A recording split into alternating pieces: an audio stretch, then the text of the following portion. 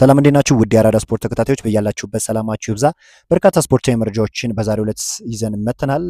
ሐሙስ ዕለት እንግዲህ አርሰናል ከሜዳ ውጭ ተጉዞ ብሬንትፎርድን የሚገጥም ይሆናል። እኚህና ሌሎች ስፖርታዊ መረጃዎች አሉ። ዝውውርን በተመለከተ እንግዲህ አርሰናል የመሀል ስፍራቸውን ለማጠናከር የሳንድሮ ቶናሊን ሁኔታ እየተከታተሉ ይገኛል። እኚህና ሌሎች ስፖርታዊ መረጃዎች አሉ። እስከ ፕሮግራማችን መጠናቂያ ድረስ አብራችሁን ቆዩ። ሳንድሮ ቶናሊ ከኒውካስል ዩናይትድ ጋር በሚቀጥለው የውድድር ዘመን ሻምፒዮንስ ሊግ ውድድር መሳተፍ ካልቻሉ ሊለቅ ይችላል ተብሏል። አማካኙ ከአርሰናል ሆነ ከማንቸስተር ሲቲ ጋር ግንኙነት እንዳለው ተነግሯል። ነገር ግን ጣሊያናዊ አማካኝ በለንደን መኖር እንደሚወድ ይነገርለታል እና አሁን መድፈኞቹ ተጫዋቹን የግላቸው ለማድረግ ፉክክሩን እየመሩ እንደሆነ እየተገለጸ የሚገኘው ፋብሪዚዮ ሮማኖ እንደተናገረው ከሆነ የአርሰናል ፍላጎት መኖሩን አረጋግጫለሁ። ቶናሊ እጅግ በጣም ወሳኝ የሆነ የዝውውር መስኮት ለማሳለፍ ተዘጋጅቷል። ተጫዋቹ በቀጣይ ዓመት ከሌላ ክለብ ጋር አዲስ ምዕራፍ ለመጀመርም እያሰቡ ነው ብሏል። ይህ ጣሊያናዊ ተጫዋች እንግዲህ በኒውካስል ዩናይትድ ቤት በጣም ድንቅ ብቃቱን ካሳዩ ተጫዋቾች ውስጥ በግንባር ቀደምትነት የሚጠቀስ ተጫዋች ነው። እንዲሁም ለኒውካስል ዩናይትድ ጥንካሬ ወሳኝ ተጫዋች እንደሆነ ይታወቃል። 25 ዓመቱ ነው። ከዛ አንጻር እንግዲህ በርካታ ነገሮችን መስራት ይችላል። አርሰናሎች በዋነኝነት ተጫዋቹን እየተከታተሉ ከሚገኙ ክለቦች ውስጥ በዋነኝነት የሚጠቀሱ ናቸው። በጣም ኳሊቲ ያለው ተጫዋች እንደሆነ ይታወቃል። ተጫዋቹ ከዚህ በፊትም ተመልክተነዋልና ወደ አርሰናል ቢመጣ ደግሞ በመሀል ክፍል ያለውን ፕሮብሌም ሊያስተካክለው ይችላል። አሁንም ቢሆን አርሰናል በመሀል ክፍሉ በጣም ጠንካራ የሚባል ክለብ ነው። ዲክላን ራይስን አቅም ተመልክተናል። ነገር ግን አሁን ሳንድሮ ቶናሊ አይነት ተጫዋች ደግሞ ያለውን የመሀል ጥንካሬ አንድ ስቴፕ ከፍ ማድረግ የሚችል ተጫዋች እንደሆነ ይታወቃልና የዚህን ተጫዋች ሁኔታ አርሰናሎች በሚገባ እየተከታተሉት እንደሆነ እየተገለጸ ይገኛልና ተጫዋቹን የግላቸው ለማድረግም ወሳኝ የሆኑ ስራዎችን እየሰሩ እንዳለ ነው እየተገለጸ የሚገኘው። ሌላኛው መረጃ እንግዲህ ኤሲ ሚላኖች ጆን ፊሊፕ ማቴታ አሁን አዋጭ አማራጭ አይደለም ብለው ያስባሉ። እናም የሮዚኔሮቹ በዚህ ክረምት አጥቂ ለማስፈረም አቅደዋል። ከአርሰናል ጋር እስከ 2027 ድረስ ውል የፈረመው ጄሱስ ዋነኛ ዓላማቸው ሲሆን ከጉዳት በኋላ ጥሩ ብቃት እያሳየ ይገኛል። እናም ሚላን በቅርበት እየተከታተለው ነው። ከአርሰናል ጋር እየተደረገ ያለው የውል ድርድርም ብዙም አልተንቀሳቀሰም እና ወኪሉን ወደ ጣሊያናዊ ወኪል መቀየሩ የሚላን ፍላጎትን ጨምሯል። ተጫዋቹ በጣም አንፕሬዲክቲብል ከሚባሉ በጣም ኳሊቲ ካላቸው ተጫዋቾች ውስጥ በዋነኝነት የሚጠቀስ ተጫዋች እንደሆነ ይታወቃልና አርሰናሎች እንግዲህ ይህንን ተጫዋች ለመልቀቅ ዝግጁ እንደሆነ ይታወቃልና ይህንን ተጫዋች ምናልባትም ወደ ሚላን የሚሄድ ድሉ ከፍተኛ እንደሆነ ታማኝ የሚባሉ የዜና አውታሮች ነው እየገለጹት የሚገኘው። በፊት ለፊት መስመር ላይ እንግዲህ ሞር እድል እየተሰጠው የሚገኘው ለካይ ሃቨርትዝ እና ለዮክሬሽ እንደሆነ ይታወቃልና አንዳንድ ጊዜ ጄሱስም እድል ያገኛል። ነገር ግን ተጫዋቹ በአርሰናል ቤት ይቆያል የሚለው ነገር ወይም ደግሞ የሚካኤል አርቴታ ፕሮጀክት ነው ወይ የሚለው ነገር ጥያቄ ሊያስነሳ ይችላልና ይህ ተጫዋች ምናልባትም ከአርሰናል የሚሄድ እድሉ ወይም አርሰናል የመልቀቅ እድሉ እጅግ ሰፊ እንደሆነ ነው እየተገለጸ የሚገኘው። ምናልባትም እንግዲህ የተጫዋች ከአርሰናል በቅርብ ጊዜያት ውስጥ ይለቃል ተብሎ ይጠበቃል። ሌላኛው መረጃችን እንግዲህ ሁላን አልቫሬዝን ይመለከታል።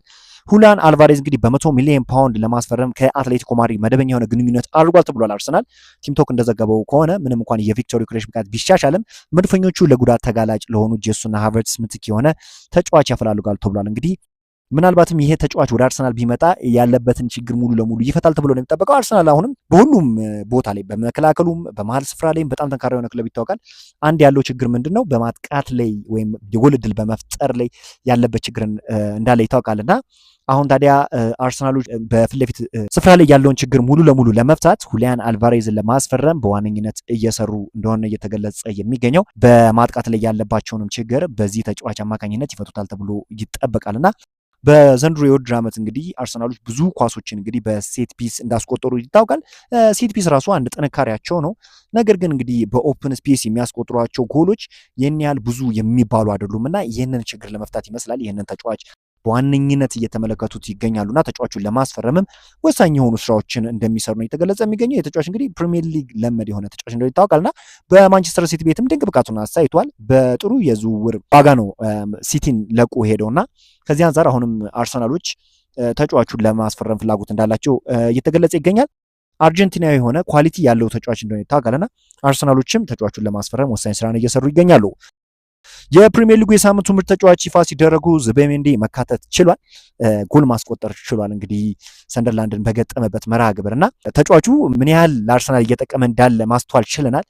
ይህ ተጫዋች እንግዲህ በሪያል ሶሲዳድ ቤት በጣም ድንቅ ብቃት ማስመልከቱን ተከትሎ ነው እንግዲህ አርሰናሎች ተጫዋቹን ማስፈረም የቻሉት። የሪያል ማድሪድ ፍላጎት ነበር ተጫዋቹን ለማስፈረም። ነገር ግን ከብዙ ጊዜ በኋላ አርሰናሎች ይህንን ተጫዋች በማስፈረማቸው ምን ያህል እንደተጠቀሙ ማየት ችለናል። ኮንሲስተንት የሆነ አቋም ነው ማሳየት የቻለው። አንዳንድ ጊዜ ያው ስህተቶችን ማንም ሊሰራ ይችላል። ነገር ግን አጠቃላይ ያለውን ኳሊቲ ስንመለከት ተጫዋቹ ምን ያህል ኳሊቲ እንዳለው በሚገባ ማስመልከት ችሏል።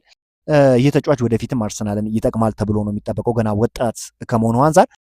የጉዳት ዜናን ባስመለከተ እንግዲህ ሚካኤል ሞሬኖ ቀዶ ጥገናውን አድርጎ መጠናቀቁን በገጹ ላይ ይፋ አድርጓል እና ይህ ተጫዋች እንግዲህ ለበርካታ ሳምንታት ከሜዳ ይርቃል ተብሎ ይጠበቃል። ተጫዋቹ ግን በጣም አቅም እንዳለው ብዙ ጎሎችን እንዲሁም እኮ ይህን ያህል የሚወራለት አይደለም፣ ግን ለአርሰናል እንግዲህ የማሸነፊያ ጎሎችን ሲያስቆጥር ተመልክተናል። በመሀል ክፍልም ጥሩ የሚባል ተጫዋች ነው እና ከስኳድ ዴፕስ አንጻር ቢኖር መልካም ነበር። ነገር ግን በዘንድሮ የውድድር ዓመት ይህንን ተጫዋች የመመልከት እድላችን ጠባብ ነው። ምክንያቱም ቀዶ ጥገና ለብዙ ጊዜያት የማቆየት እድል ይኖረዋል። ተጫዋቹን አዲስ ነገር የሚኖር ከሆነ ግን ተጫዋቹን በተመለከተ እኔ ሁሌም ቢሆን ይህንን አዲስ መረጃ ወደ እናንተ ለማቅረብ ዝግጁ እንደሆንኩ ላሳውቃችሁ እወዳለሁ።